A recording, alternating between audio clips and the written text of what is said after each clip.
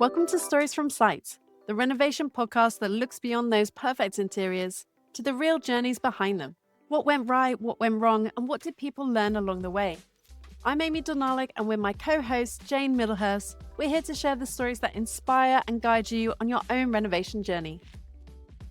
This week we talk with Natallia and Matt, who share their remarkable 10-year DIY journey. Starting with a modest London flat, they built skills, overcame challenges, and created a home that won an award at this year's Don't Move Improve Awards. It's a story of persistence, creativity, and what's possible when you take renovation into your own hands. Welcome to Stories from Site, Natallia and Matt. Great to have you with us. We're particularly excited to be talking to you today because you were the winners of the cost-effective prize of this year's Don't Move Improve Awards. Your project is so beautiful. I've been a proper green-eyed monster kind of swiping through the photos thinking, oh, wow, it's so incredible. So I kind of wanted to ask you to describe what the project was and also how the project began. So I guess our journey started 10 years ago when I was pregnant with our first son and we were looking for our first home to buy. And at that time, we realized that the prices were so high and it was quite hard to find something we wanted. And as you remember, in 2015, the housing price went, it's really, really high. But we found a very nice but modest ground floor flat in Southeast London, and we saw some potentials. And also at that time, we really, really wanted to learn how to build, and we had some ideas at that time already. So, and I think that's where we started. But we started little by little, step by step, with building furniture, building wardrobes in one room. Then when we got more confidence, we jumped to another room. And then eventually we said, well, let's just maybe build a kitchen extension. And Is that the obvious leap, isn't it, from wardrobes to... yes. But the wardrobes were critical because, storage is a big thing. And we had a lot of things. Matt is a drummer. He has a lot of instruments. He has drums and guitars. And we had a lot of camping stuff. And how could we fit everything without loft or garage, right? Mm-hmm. So the storage was our priority. We wanted to be as practical as possible. Yeah, I mean, at the beginning, it's been a really long time, but really at the start, it was just trying to find somewhere to live and not be pushed out of London. So that was definitely the first sort of priority. And all those things sort of just slowly evolved over time, really. But yeah, I suppose things we were looking for when we bought the house, ground floor, garden. And then we just sort of slowly went, as Natallia said, room by room, seeing what we could do and just shoving as much storage into every room as we possibly could, really. So that's where we started. Yeah. And I think just wanted to add, we also really were keen to make it warmer.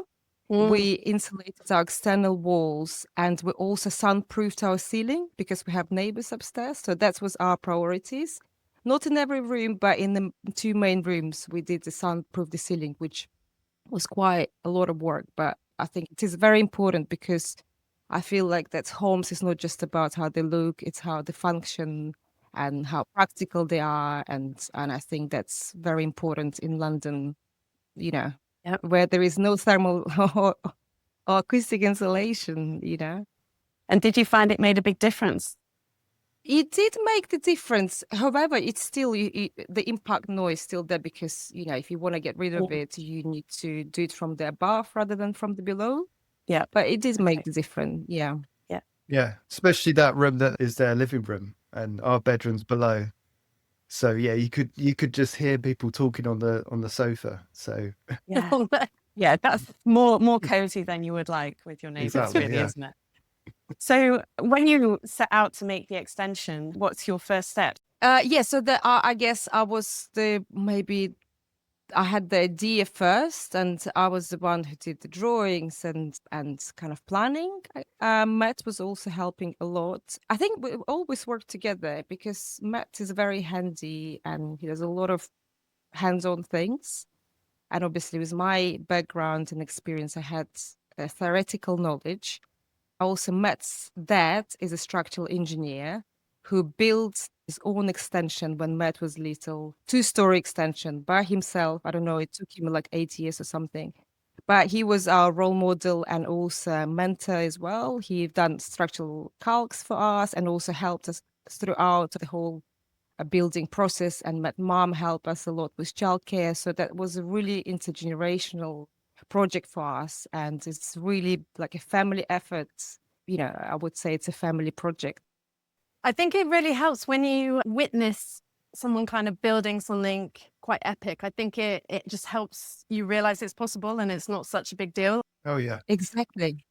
DIY isn't just putting up shelves. You're actually going to do the whole extension. Yes. I think, were people shocked that you were, up for it? Yeah. I think so, yeah. And especially, I guess, at that time we had 2 and 4 years old as well. And that was, Wow. we started to dig during COVID. Mhm. And at that time, I think I took a sabbatical because I couldn't work with them at all. But funny enough, I could dig. So I couldn't sit in front of the computer because if I'm in front of the computer, then I have to give them computer as well. But if I'm doing some hands-on things, somehow they integrate and play with the mat and bricks.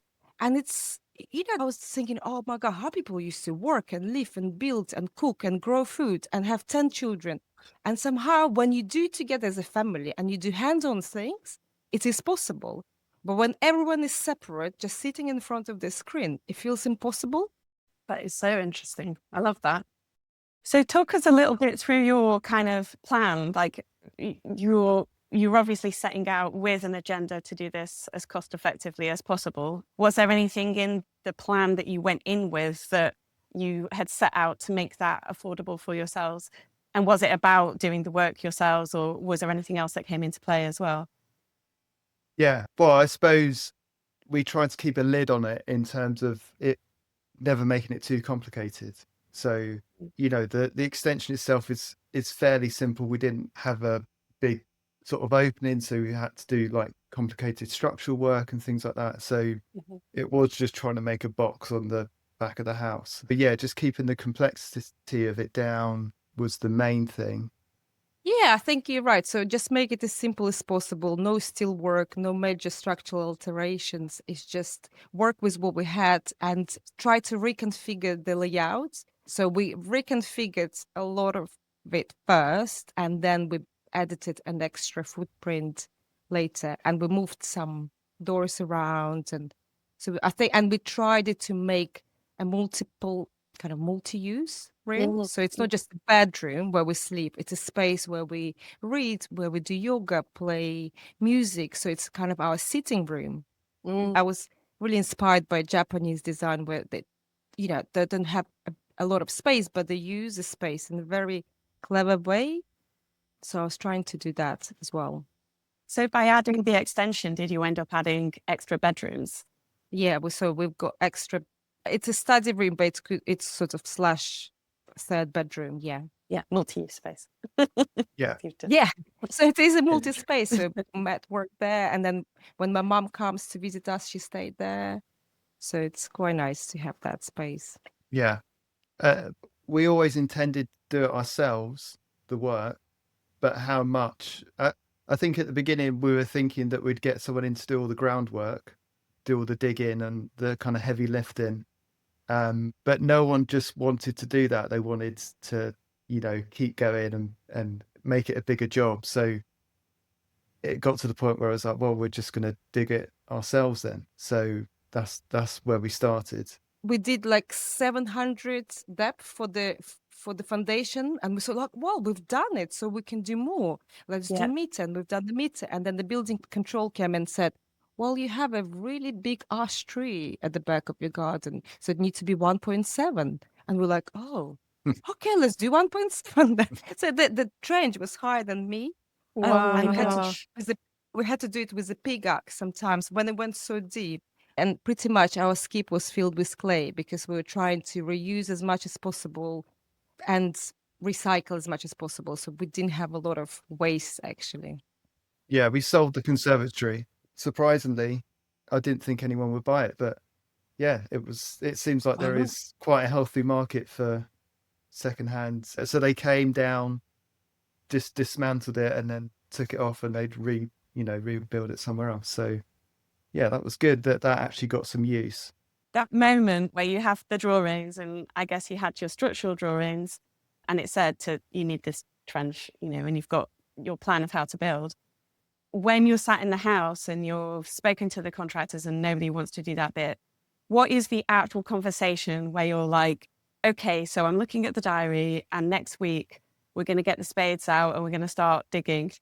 And like, is that literally as simple as it was? Or did one of you just suddenly start doing it and the other's like, oh, are we doing it ourselves? How do you actually start digging your extension? Our idea was like, let's just start and see how it goes. And if it is too hard, we can maybe go to, like B&Q or something and pick up a couple of builders who can just help. But then we're like, oh, actually, we can do it. Yeah, it just because we'd already dug a few sort of like inspection holes to find out what, there was all the stuff with the drainage, which is more complicated than I imagined it would be. But so just to find out where the pipes were. So yeah, we'd already sort of dipped our toes into sort of like digging the ground and stuff. And I suppose it's like, well, we have to do it, and then you do a bit more, and then you just feel, oh, we're just going to carry on, and you've come so far, you might as well just keep going. So, But you can tell the difference between me and Jane, who haven't dug foundations, and you're like, it's just the hole, like it's not a big deal. And we're like, so you did it yourselves. Yeah. That's so strange, isn't it? Because we've seen so many holes be dug on all the projects that we've done that you think that it feels like there's some kind of magic permission that you need to kind of do that. And I guess that's because we're always so officially separated from the contractors that it's like, we've got our job, they've got theirs, and you're not going to mix them up. So it sounds really radical to me to just do that, and quite kind of exciting, actually. Yeah, I really enjoyed it, actually. It's really hard work, but there's something about digging a hole. So as weird as it sounds, to get the opportunity to do it was great, actually. I like the intergenerational thing that you were talking about. I mean, just from a practical point of view, how did it kind of pan out? So yeah, at the beginning it was just me, Natallia, and my dad just digging. Mm-hmm. And then once we started laying bricks, we did do it, but it was taking a long time. And Natalia's friend, who's also an architect but used to be a bricklayer, he came and he helped speed up that process. Yeah. He was this master bricklayer who do the corners, and then we just filled in between. So that, I think that was really useful. And then when we did the big glazing and roof light, we asked our friends and neighbors to come to help with lifting, because that was, we needed more than just 3 people. Yeah. But the rest, everything we've done ourselves. We built the new manhole, we've done all the foundations, all the walls. We built the roof, installed windows and glazing, fitted kitchen, did all the plumbing, tiling, everything. So that's all was done by 3 of us. Gosh, I love it. And how long does this process take? Because to me, that sounds like quite a long process. It took us probably a year to do the shell, like to do all the structure, but not because we were slow, because time was limited. So we had kids. Matt was working pretty much full time. Yeah, so I think when everything settled a bit more, we only had weekends available. And then I think it took us another year to do the fittings. Yeah. Something like that. So I would say maybe 2 years for the extension, I would say. You said that you moved in and you started with the DIY and building things. Has it been this kind of layering up, if you like, and going round room by room?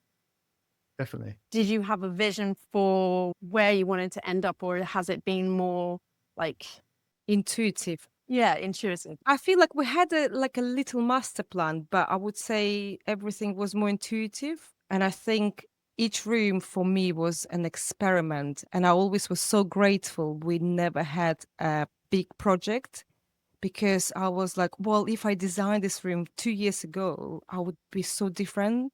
And I'm so happy that we're doing it right now, because our lifestyle change, our needs change. And I see this space to be used in a different way.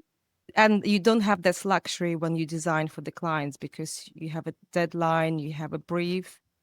But when you do it one step at a time, you make so many intuitive decisions. And the best decisions are made on site, not when you draw. Yeah. What's interesting though is that when you look through the project, it's just very cohesive and seamless. So I think that's quite interesting. Your intuition is very Consistent. consistent. That's the word. Yeah. I was going to ask you actually about the materiality because it looks very, like Amy says, like very considered. And you've got these lovely exposed joists and lots of timber. And I guess I'm doing my own renovation at the moment, and we're having this big conversation about exposed timber and the builder saying, well, actually, it's more expensive because if you expose it, then, you have to choose nicer timbers. It's the things that kind of look like they're sometimes could be more cost effective end up being more expensive. And I wondered, did you have that issue or have you gone with raw building materials? What happened there? So I'm a big fan of just raw materials, like being very honest and we use a lot of structural timber, like ply. It's not a birch ply, it's a structural ply from Travels Perkins. And when I ask a guy from Travels Perkins to cut me 200 pieces to build all the furniture in this room, he said, what are you doing? It's a structural ply. People use it just to put it under the floor. I was like, no, it's great. It's going to be, don't worry, it's going to be great. So it's the cheapest ply you can ever find. It looks great and we love it. And it's not expensive, And the same for the joist. We bought just a normal pine joist. It's not extraordinary timber. However, we had to go to the shop to make sure we choose a nice, without all the knots, etc. So that was one thing I had to do extra. And another thing is how you connect it from the top. So you have to be very, very careful how you drill the screw from the top to the joist. So I think that's probably, and you had to do it probably very careful. So I guess it would take a longer for the contractor to make it look right.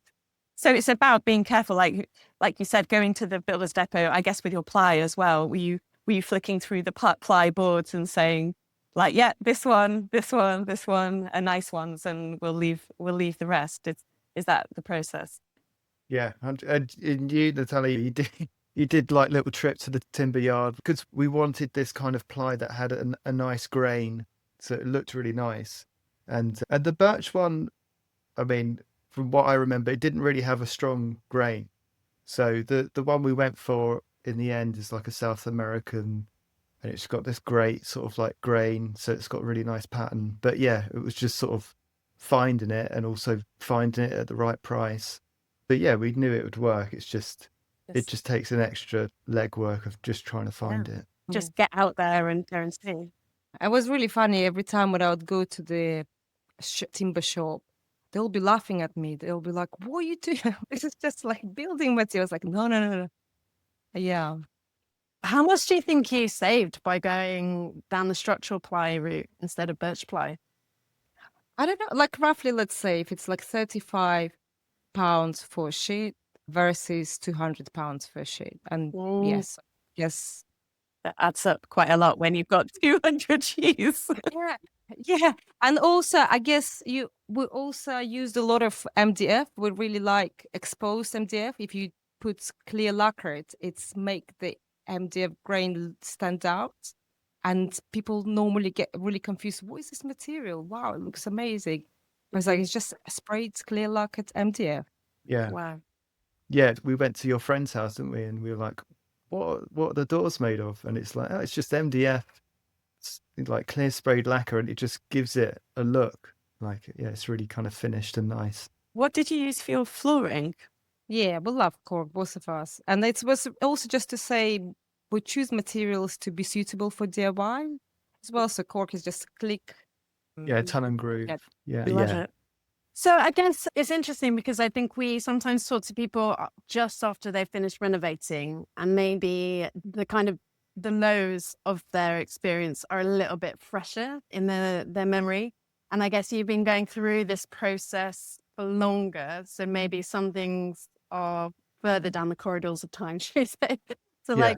I guess, how do you, because you sound so positive and just very relaxed about renovating. Is that because time has passed, or do you feel like you felt like that all the way through? There was definitely stressful points. Yeah. I mean, going back to what you were saying earlier, because my dad built so much, it wasn't like he was showing me how to lay bricks or anything. I was basically just holding and carrying stuff a lot, but you just see it's possible. So I just grew up and it was just, a thing that I knew was possible. So I suppose that lowers my anxiety because I could sort of rely on my dad and, I had that experience. But yeah, I mean, for me, the stressful bits were stuff we had to do with our freeholder. So that was a long process, and Yeah, that wasn't fun. We were like, oh my God, let's start. When we're going to start building?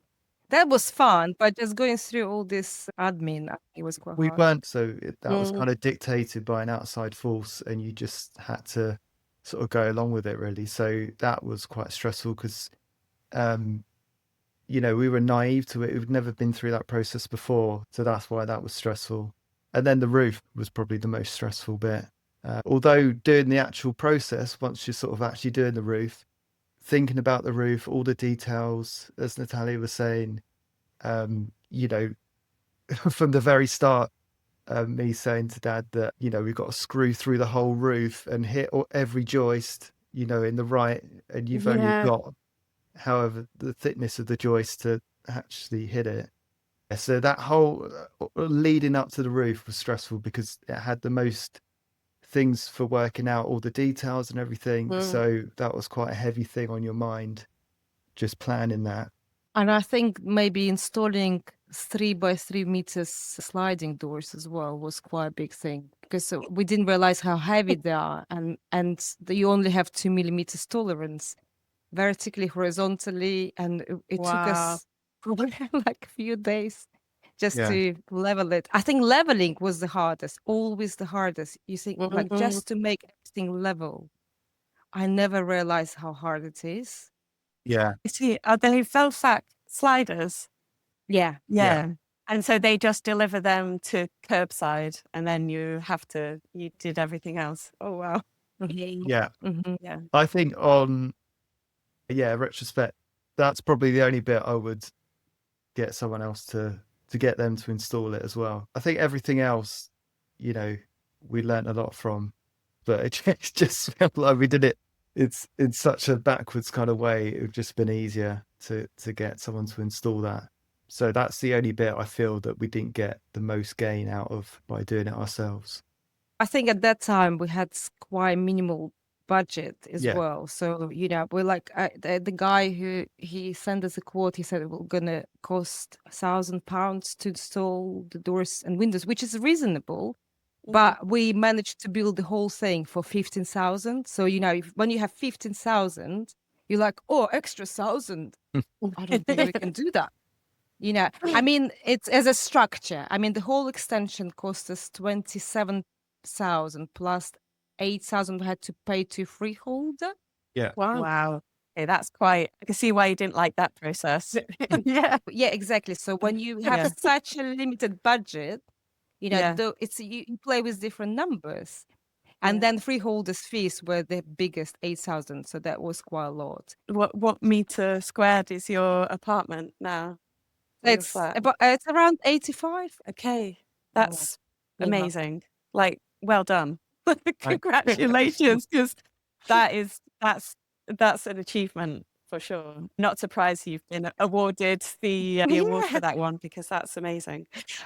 And you know why? That was the reason I applied for Don't Move Improve, because I went to see one place which was awarded like a few years ago for under 100K renovation.